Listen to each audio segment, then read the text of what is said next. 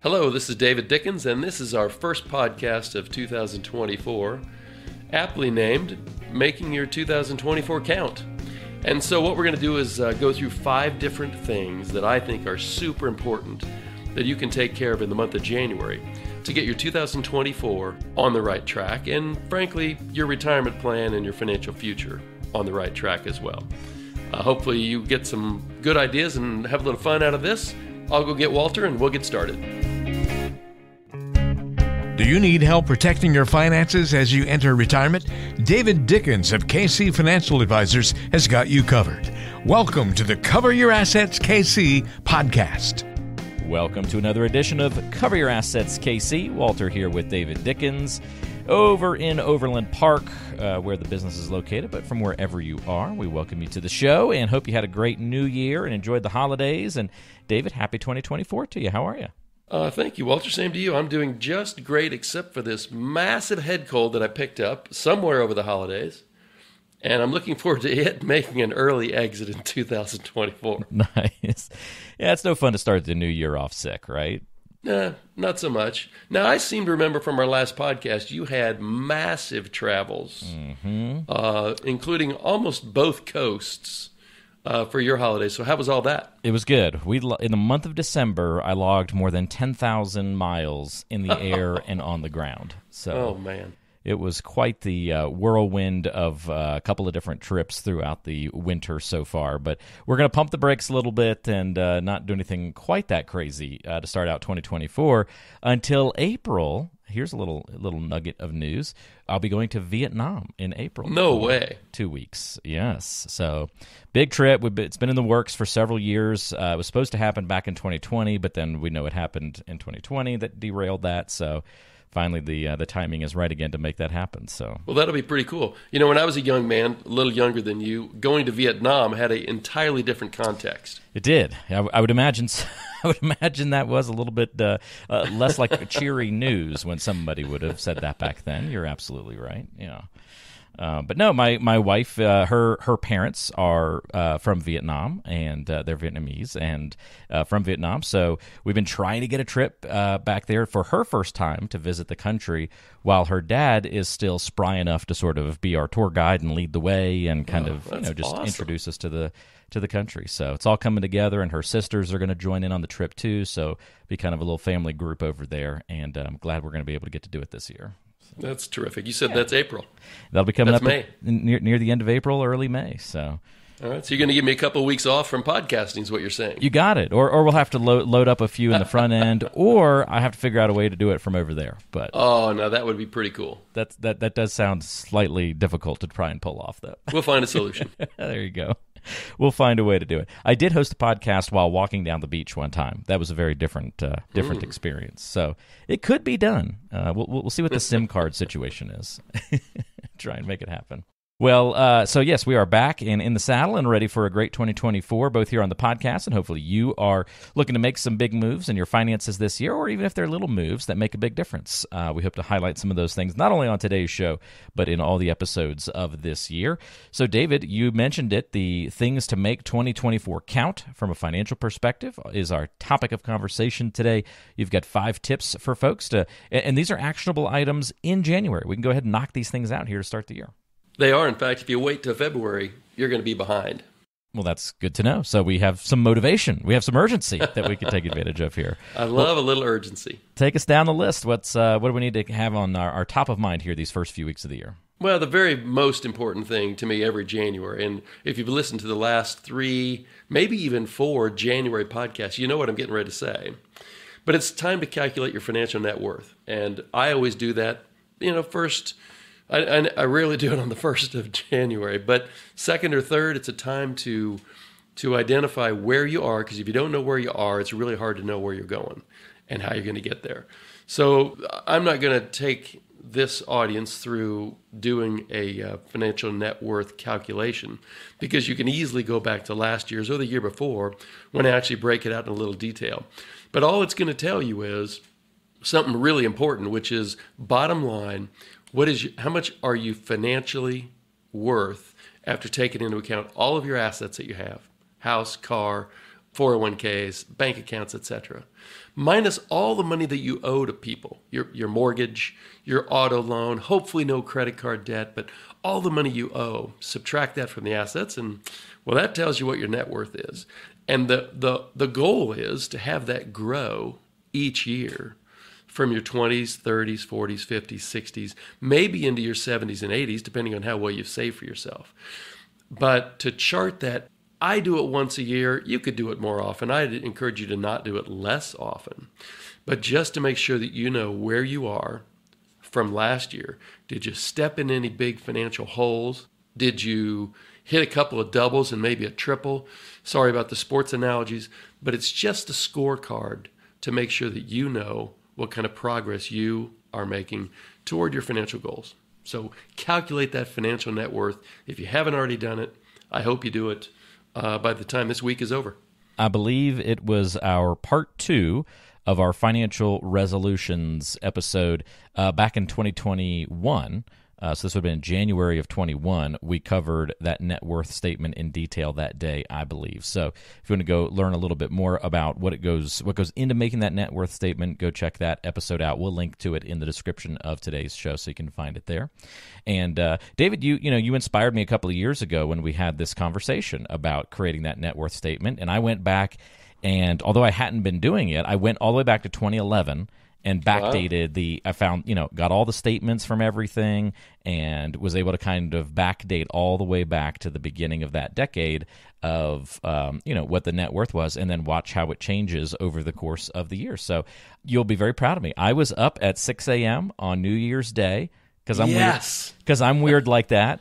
And I had my net worth statement done, within an hour or two. Had because I like doing it on the day now, because especially all the markets are closed, so all the numbers are exactly right. You don't have to pull statements later. So it was very efficient to make it happen this year. So, and doing it the second and third and fourth time is so simple. Sometimes the first time can be a little tricky as you're getting it set up. Yep. I have an Excel spreadsheet that I refresh every year. Keep the old ones. Yep. Archive those, and then all we're doing is filling in some new numbers and maybe adding a category, or hopefully subtracting a debt category. But once you get it going, it's pretty darn simple exercise. But then to be able to look back and see your own path, it can be really empowering. Even if you took a step back in a particular year, you'd probably be very obvious as to why that happened. And most years, you're going to find yourself moving forward. So that's all empowering. I think more information, the better. That's the way my brain works. It's the way most of the people I know their brain works. So more information tends to be better. And when you calculate it yourself, you totally get all the ingredients. That's a great point. You talk about noticing trends. I noticed a very clear trend looking back. Every year that we've bought a home is kind of an odd year from the calculation standpoint, just because of everything that goes into moving and then the house math changing and that sort of thing. So, I know to kind of not throw those years out, but to take them with a grain of salt because of how that kind of, messes with the numbers a little bit with the, home purchase years, and then non-home purchase years, follow different trends, and just really neat to look back and see the ups and the downs, not only of the whole number, but individual accounts too. What's consistently been added? What years did you take on more debt, and what years did you improve that debt? I color code everything so you can see the trends and all that good stuff. Oh, so, man. Now you are an A+ student. Yep, I'm trying to get brownie points here with the teacher, David Dickens, folks. So I think it's working out. I'm going to get an A on today's quiz. All right, so net worth statement. We knew that was going to be in your list if we've been listening to your podcast for the last couple of years, David. But we got 4 more items that we can do in January to help our financial situation. So what's next? Well, the next one is, I'm going to just call it get the match from your company 401k. Now, hopefully your company has a 401k, and hopefully the employer offers a match. In other words, maybe the first 3% that you put in, well, they put in another 3%, which is 100% increase on the money you put in. So that's pretty cool. A lot of employers then, for the next 1 or 2 or 3%, well, they'll match maybe 50% of that. So here's why that's so super important. So the match, one thing I want to say kind of right up front is the match is not your maximum. The match is gravy on top of what you are saving. And over the years on these podcasts, I've encouraged people to save a minimum, a starting point for you is to save 10% of your earnings. And the other thing we want to do is just make sure we start that early. So I get it. You might say, well, Dave, I have a 401k at work, but I can't max it out because I have student loan debt. Or hopefully you don't, but maybe you have some credit card debt or other things. Okay, but you have to at least get the match because that's free money. And if you don't put money in to get the match, well, you're leaving a lot of free money on the table. And then it's perfectly fine to work on your student loan debt or other things once you get at least the match. So I did a real quick calculation. Most listeners would know that if I'm going to calculate something, I go to bankrate.com. So hour ago, I went to bankrate.com and looked at, for someone who starts at age 55, a bunch of stuff happened in their life. They never got started saving for retirement. But now they're going to put in $580 a month. Why? Well, because that's approximately $7,000 a year. And that's the most you can put into your IRA this year. 401ks, you can put in a lot more. If you're 55, well, you could put $30,000 into your 401k. But I'm just going to say $7,000 a year. It earns 8% a year. And if you're 55 and you're retiring at 65, well, that's going to end up being a little over $104,000 that you'll have when you retire. You're likely going to want more than that, but if you're not starting till you're 55, something unusual has happened in your life. $104,000. If you start 10 years earlier at age 45, you don't have $104,000, you have $330,000.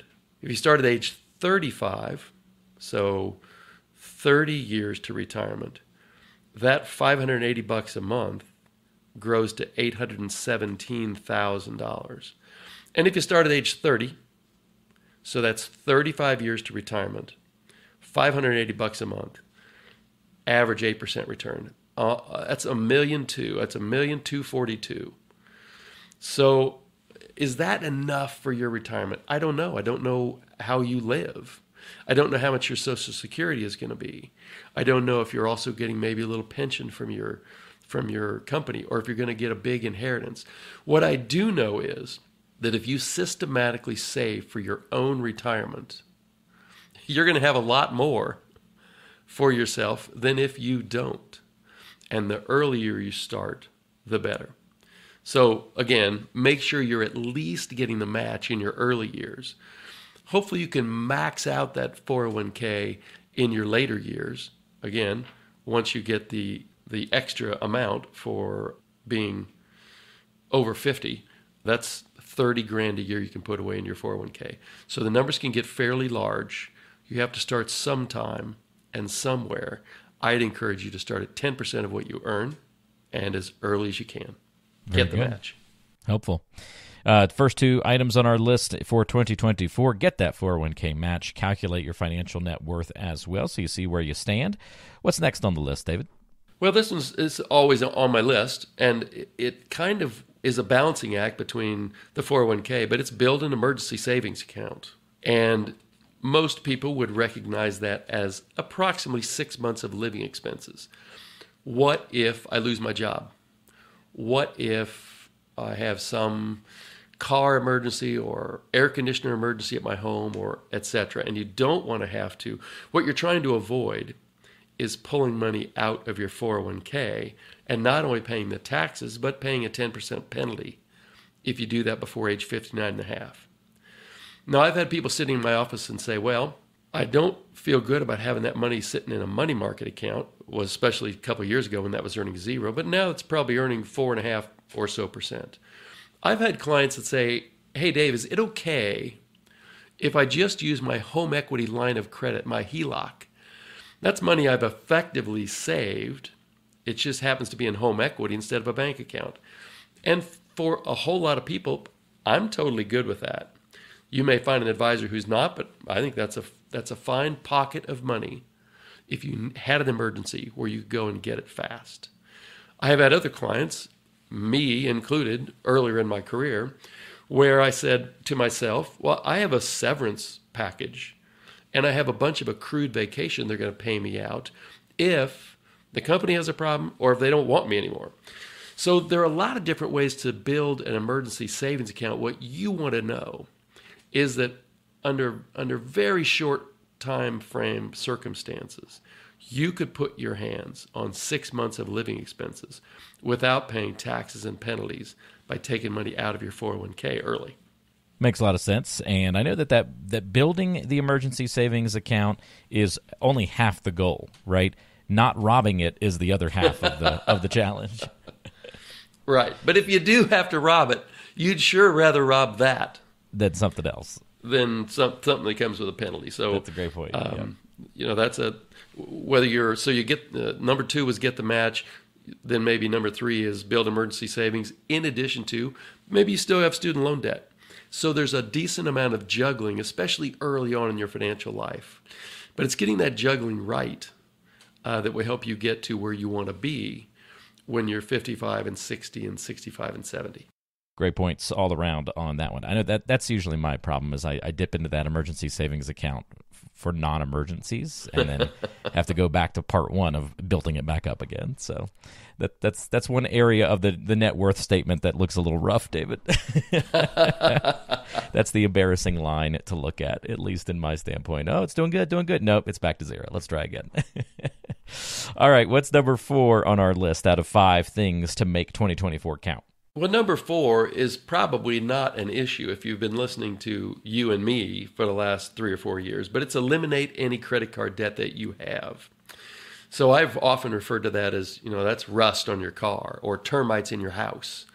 You do not want to have credit card debt. So I take a lot of things that Dave Ramsey says with a grain of salt, but one thing he does a really good job of is driving home to people that you can't afford to have consumer debt.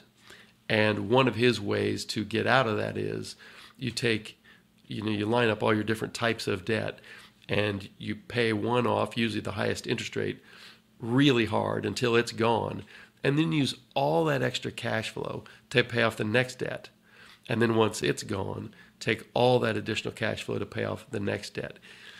What it does is give you a feeling of empowerment to see that these consumer debts are going away, such that a healthy balance sheet at your home might be on the liability side. Maybe you just have a home mortgage. Maybe you have an automobile loan with a vehicle you feel good about the price you paid for it and the length of time you're going to hold it. But what you have to do is eliminate credit card debt at all costs. So that's number 4. You know what? That could have been number 2. It is a bad thing in your financial life. And I'd strongly encourage you, don't let that creep in to your financial life. If you can never incur it, that's fantastic.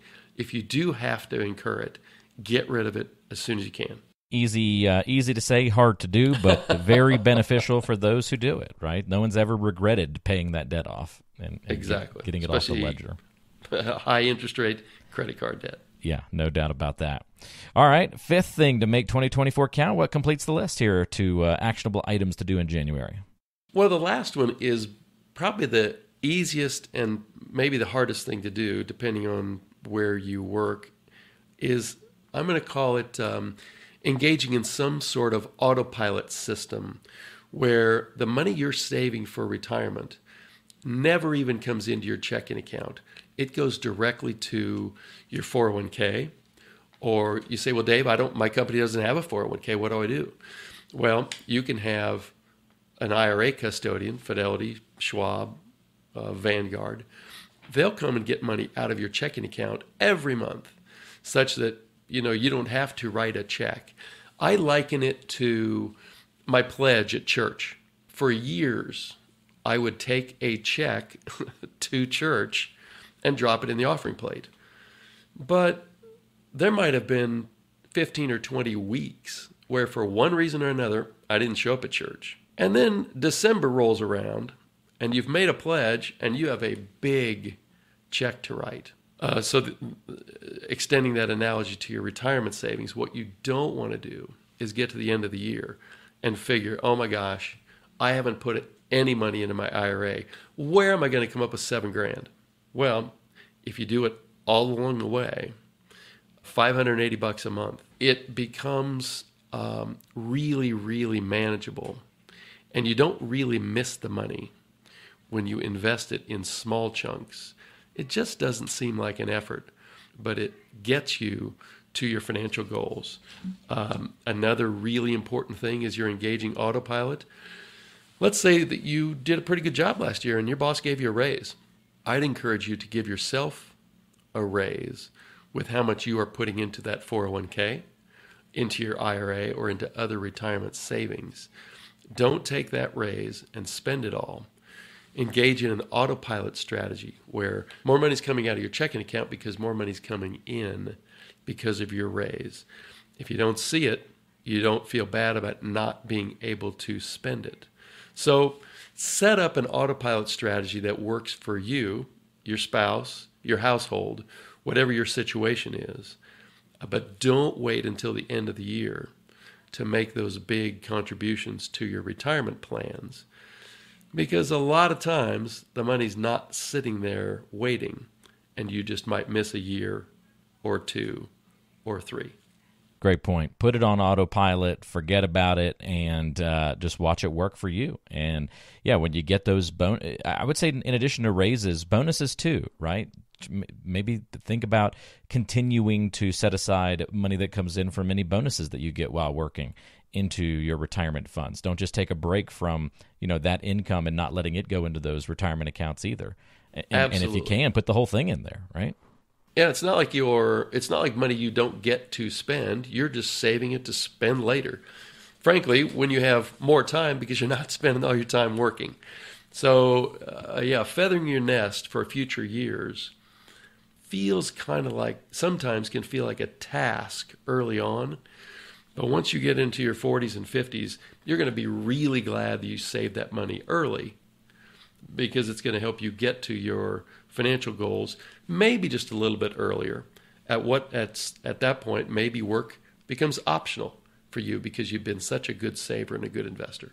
That's a great point. As someone who is still years away from really having to think about retirement seriously, I do try to take the temperature of my attitude toward working in retirement and try to predict how I'm going to feel when I'm, in my 60s. Am I going to be the kind of person that wants to keep working for a while? Am I on track for a 65 or 67-year-old retirement? Would I be really motivated if I could retire at 62 instead of having to wait 3 to 5 extra years?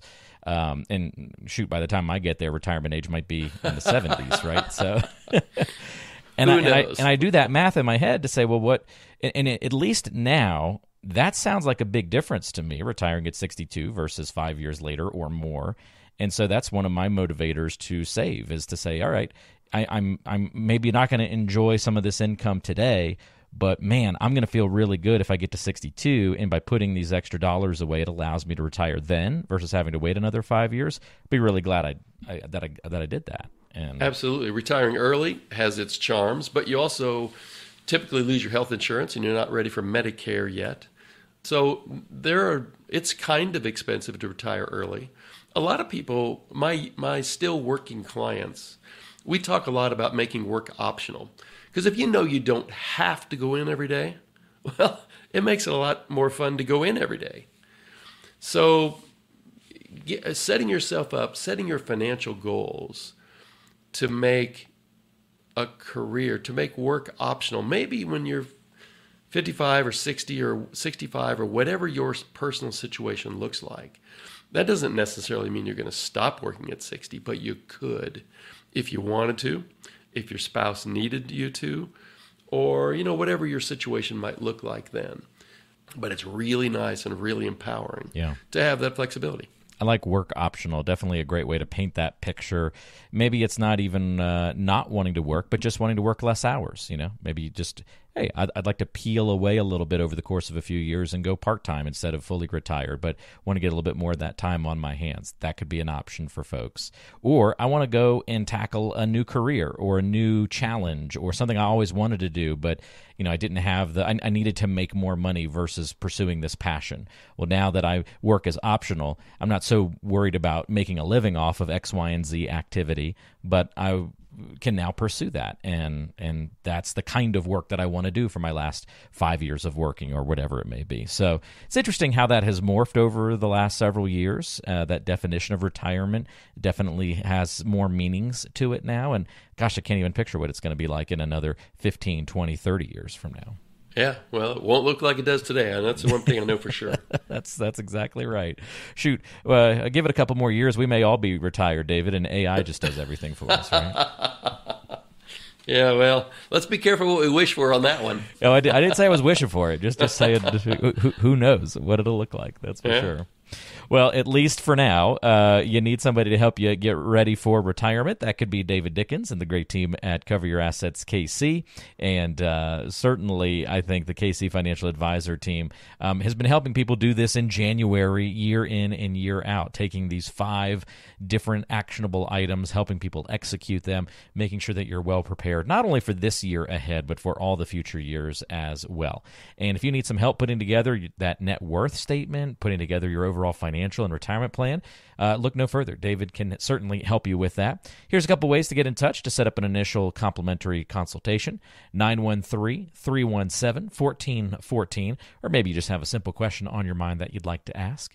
You can also go online to coveryourassetskc.com, and all that contact info is in the description of today's show.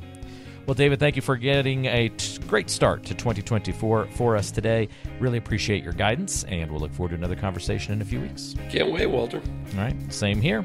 Thanks for joining us, everybody. We'll see you next time right back here on Cover Your Assets, KC.